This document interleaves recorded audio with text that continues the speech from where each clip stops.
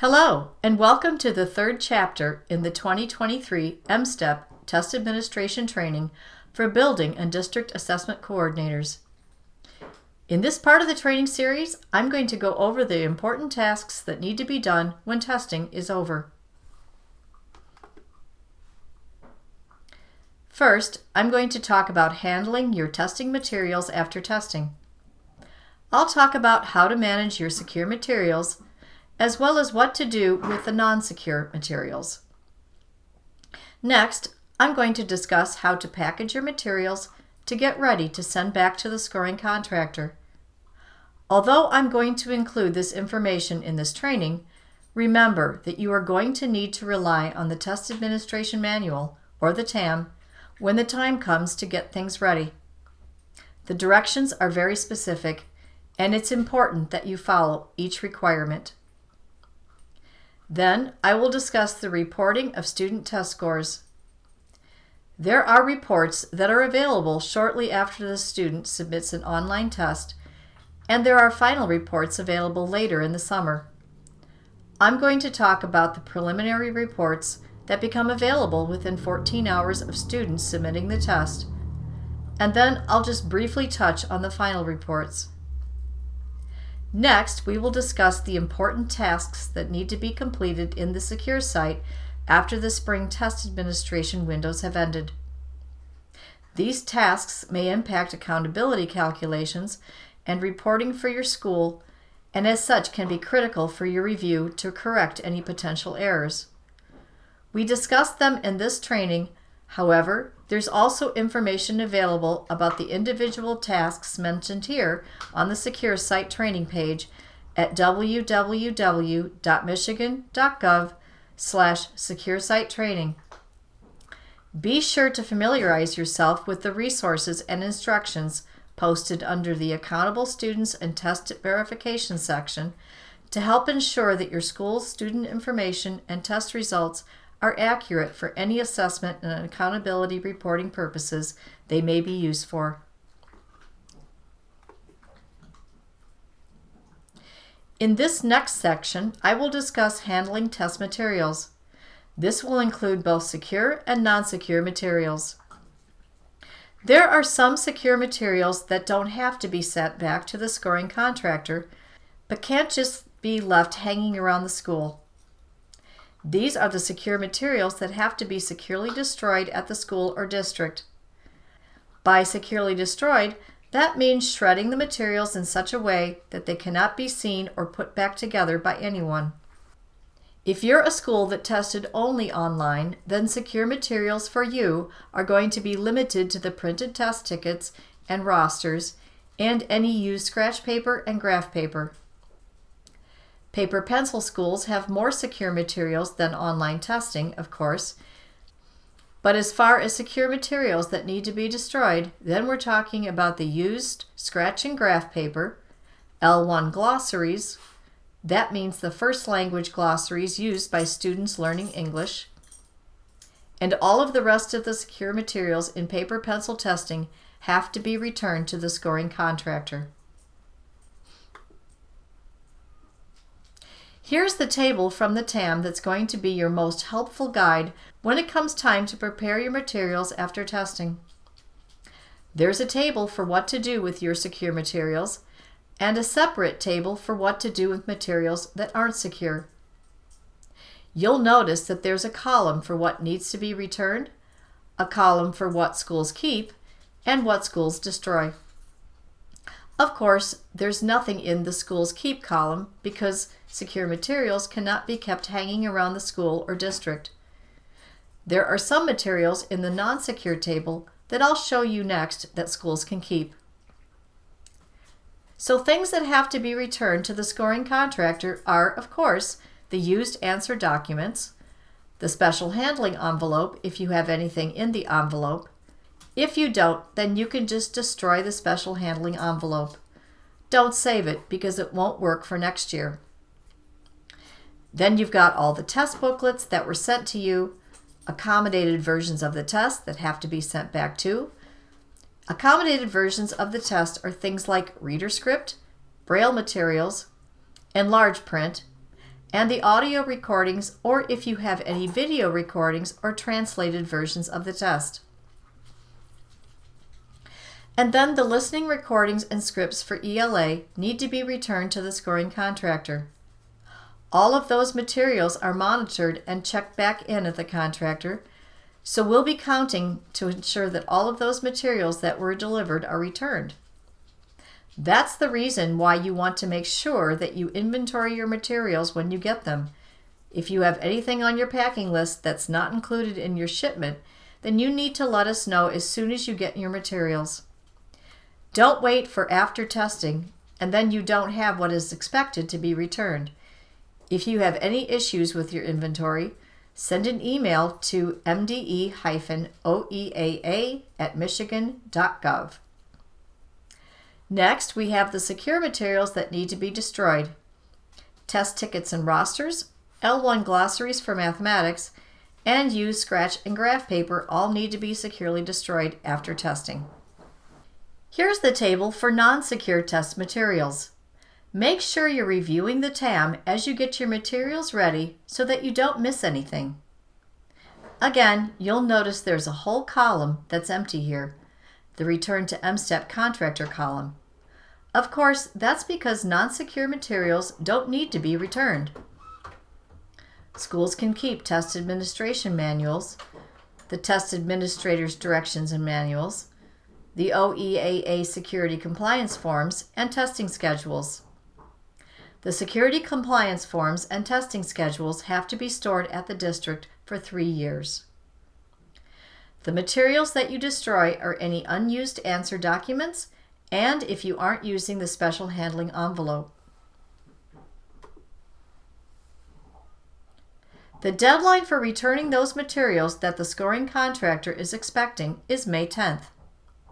This is the only due date because there are not separate testing windows for paper pencil testing anymore. This is the final date by which all materials must be returned in order for tests to be scored. This is included in the TAM and is also in the important dates documents. Materials need to be returned by the listed date or they will not be scored.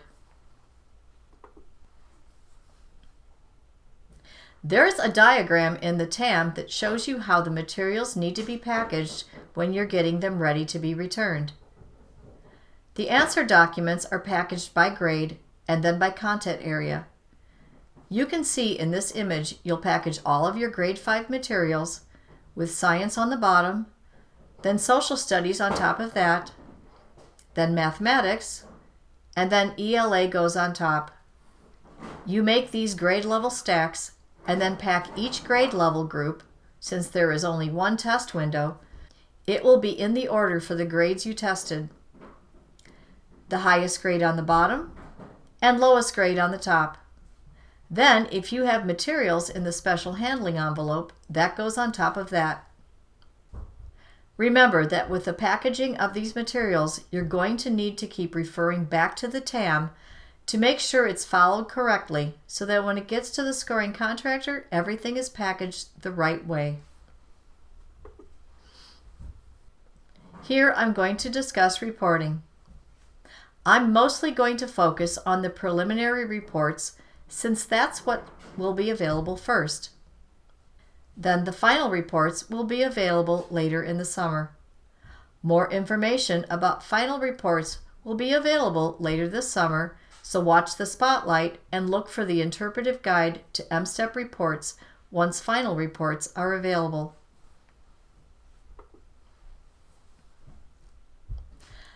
The preliminary reports are available 48 hours after the student submits the test. For tests with 2 parts, the reports are available after both parts of the test are submitted. They remain available until final reports are released. Preliminary reports are accessed through the secure site by selecting the Reports drop-down and then selecting Dynamic Score Reports. Preliminary reports include only machine-scored items. They do not include any hand-scored items.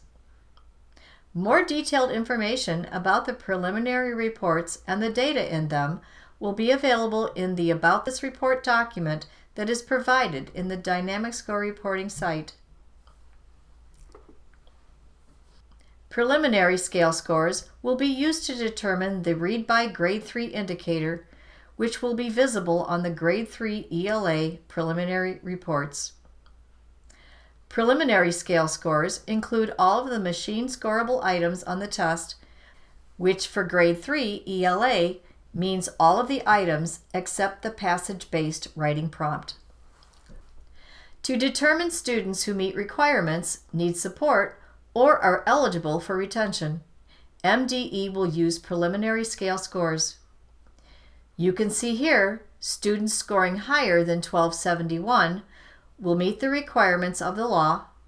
Students scoring between 1253 and 1271 will be identified as need support, and students scoring below 1253 will be eligible for retention. These are the same parameters used in spring 2021. They have not changed. According to the requirements of the legislation, letters will be sent by CEPI directly to parents of students who are eligible for retention.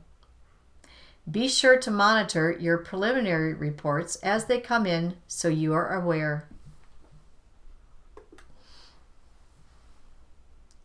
Schools can view student preliminary scores within 48 hours of the student submitting the test.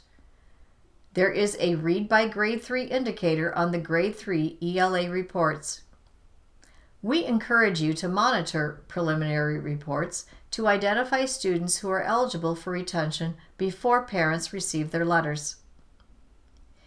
This year's class of third graders will be the last students affected by the retention aspects of the law because Public Act 7 of 2023 repeals the retention requirement as of the 2023-24 school year.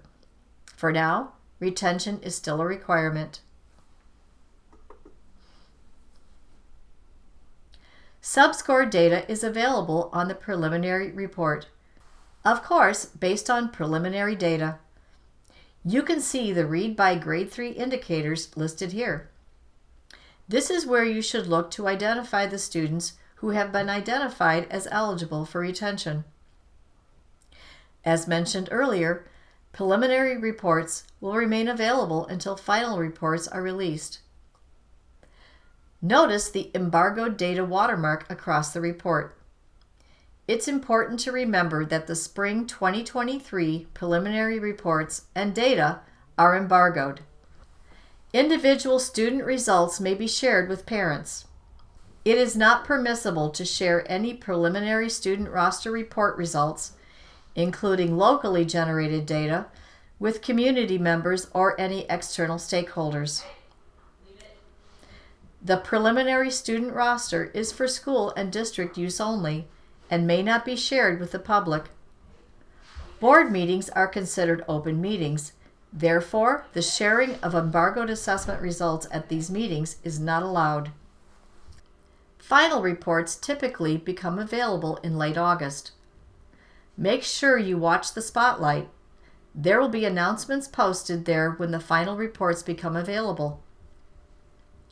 When they become available, make sure you look for the Interpretive Guide to MSTEP Reports document that provides detailed information about each report. After testing is completed, there are some important tasks that need to be done in the Secure site. You'll need to log in to the Secure site and review the data that is posted and verify that everything is correct. In this section, we will review these tasks. Accountable Students Enrolled and Demographics is the screen in the OEAA Secure site where you can look at the list of students who are expected to test for your school or district for your accountability ratings.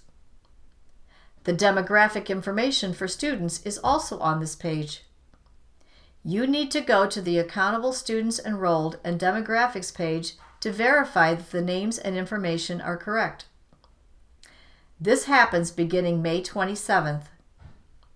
Make sure you keep an eye on the spotlight because we will post detailed information there when these tasks need to be done. The data on this screen comes from the Michigan Student Data System, or MSDS. Remember, the students listed here will be included in the accountability calculations, so it's important that you verify the information. Student demographics will be used in assessment and accountability reporting. While schools can continue to update MSDS through mid-June, OEAA will only use student data with an as-of date on or before May 26th. That means that the data that is available on May 26th will be the data used in the accountability calculations. Make sure it's correct. In order to fix any errors, you need to correct the error in MSDS. Your school or district will have an authorized user for MSDS who can access the system to update the data. Work with whomever this person is to make sure that your information is correct and on time. There's a page in the secure site under the Assessment Registration tab called District and School Contacts that will show you who your authorized MSDS user is in case you don't know who that is. Watch the weekly spotlight for availability and deadline information. What should you do with this list of students and demographics? Well, you start by verifying that homeschooled students and non-public school students are not included on the list of enrolled students. You also need to verify that students who are currently enrolled are listed. Make sure to continue to verify the student enrollment through the deadline, but it's only going to include students who are enrolled in MSDS as of May 26th. Verify that students who have exited the school are not listed. And finally, verify student demographic information is correct. If you find errors or information that needs to be updated, you will need to work with your district MSDS authorized user to get those updates in MSDS. If you don't know who your MSDS authorized user is, again, you can find that information on the secure site on the District and School Contacts page under the Assessment Registration dropdown. The Answer Documents Received and Not Tested screen will display the list of students for whom the testing vendors have received either a paper pencil or an online test. This is the only opportunity for schools to review this listing and to report possible issues that may be able to be resolved before assessment and accountability reporting. The list will also display tests that may be invalidated for various reasons. Some of the reasons for invalidation may be appealed or corrected to ensure a student receives a valid score. This will also be the opportunity for schools to submit a reason why a student did not test for review by the Accountability Office for a possible exemption. So, what do you do with this list? Well, first you need to verify that all of the listed paper pencil and all online tests that were taken are listed as having been received. This is the window when students not tested issues can be submitted. You need to do this if you have a student who tested at the school, but the list doesn't include the student. If a student is correctly listed as not having been tested, then a student did not test issue, including the reason the student did not test, needs to be submitted. More information will be available about the not tested window. Watch the spotlight for more information. If a student who did not test at the school is listed as having tested at the school, an incorrect tested school issue needs to be submitted. There's an Invalid tab that lists students whose tests will be invalidated with a note about why the test will be invalidated. Some reasons for invalidation can be appealed or could be fixed in MSDS to ensure the student receives a valid score. Make sure that you review these so that invalid tests are reported correctly. This is the only opportunity to report any possible issues that could be resolved and to submit a reason why a student did not test for a possible accountability exemption. Submitting a not tested issue through the incident reporting tool in the OEAA secure site will not resolve this issue. It must be submitted through the answer documents received and not tested process. The answer documents received and not tested windows will come up after testing is over. Again, make sure that you receive the spotlight each week for updates.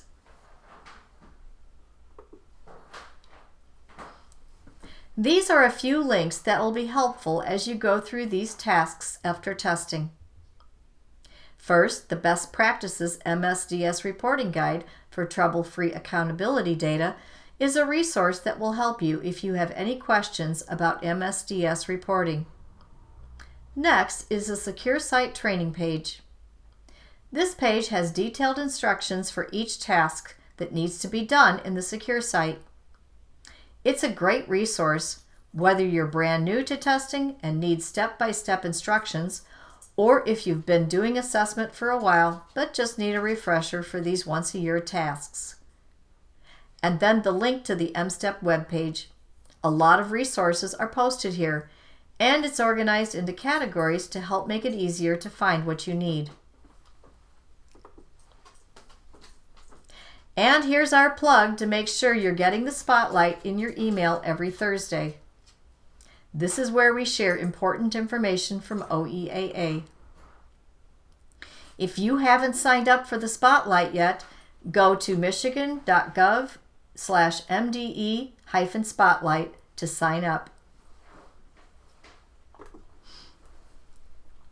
Thanks for joining me for this training series. I hope it's been helpful. If you have strategies that you're using in your building to help with any of the tasks that I discussed here, send us an email at mde-oeaa@michigan.gov. We often include suggestions from the field with districts or schools to help make sure everyone has a successful test administration. All of the helpful hints that we included in the TAM come from suggestions from the field, so make sure to share what's working for you. It will help other schools or districts as they navigate through testing tasks. Thank you for watching.